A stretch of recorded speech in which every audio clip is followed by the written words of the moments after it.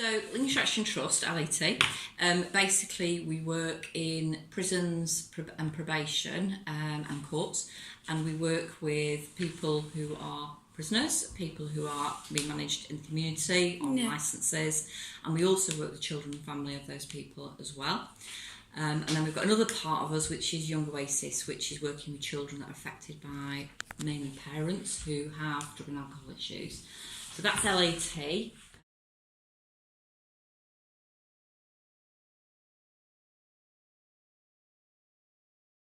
Basically, obviously the purpose of it is to fund the YMCA and Nomad. We work very closely with YMCA and Nomad and have done for many years. And the reason for that is, as indicated earlier, there's been a lot of changes in the criminal justice system.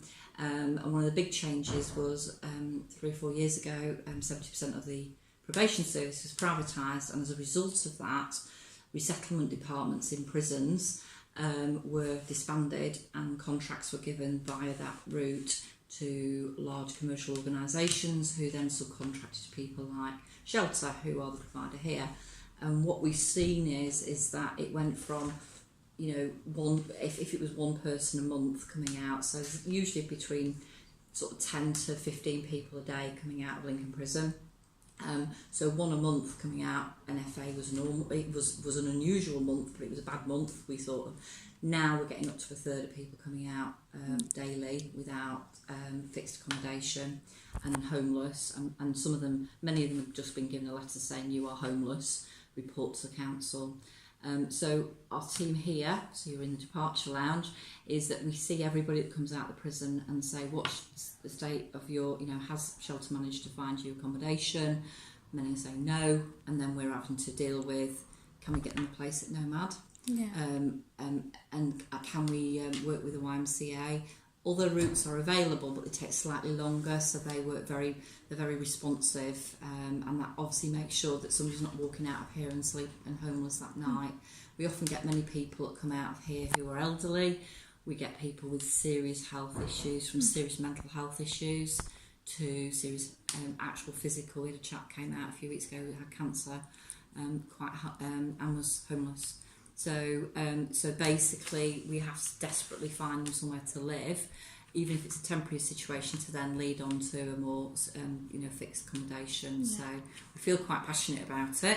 I like my luxuries in life, and I actually have only ever camped out for one night. And that was going to be my next question. And I hated it. I hated every minute of it. I had a massive blow-up bed, and this is going to be. But you know what?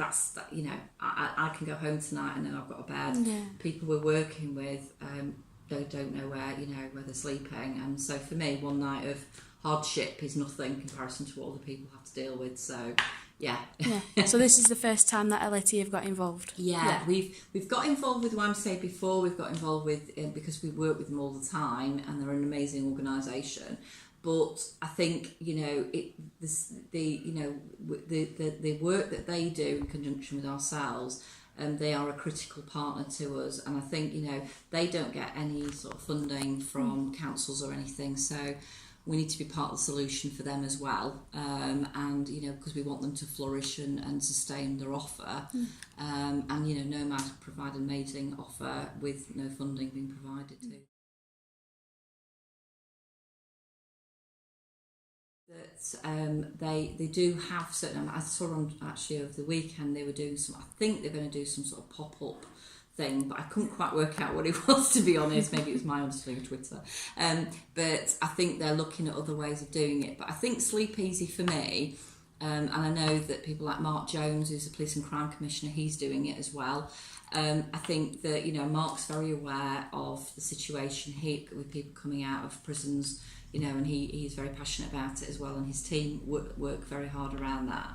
Is that I think people. It's become much more. It's very obvious as a problem in Lincoln, and I think that we need to make sure that the organisations that are there to respond instantly are funded, basically. And if they aren't funded, then we need to be trying to get funding for them. So, for me, it's good that people like me I've never been homeless. I've never worried about where I'm going to sleep that night.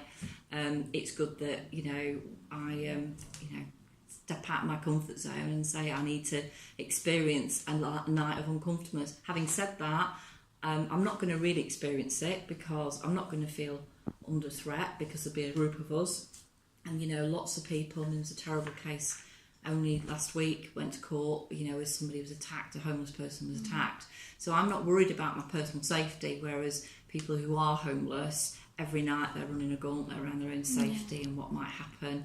Plus, you know, sort of, you know, their health deteriorates very quickly.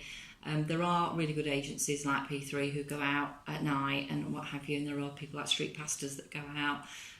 But you know, they're limited to what they can do. You know, we want to try and get people not homeless. And I know some people, very, very small part of that community will choose to be homeless for their own reasons, but many don't. And I know that's you know, many people I've spoken to, certainly people coming out of here, there's not many people, in fact I can't, you know, our staff, I think there's once or twice people have said that they prefer to be homeless, but actually the vast majority do want somewhere safe to live.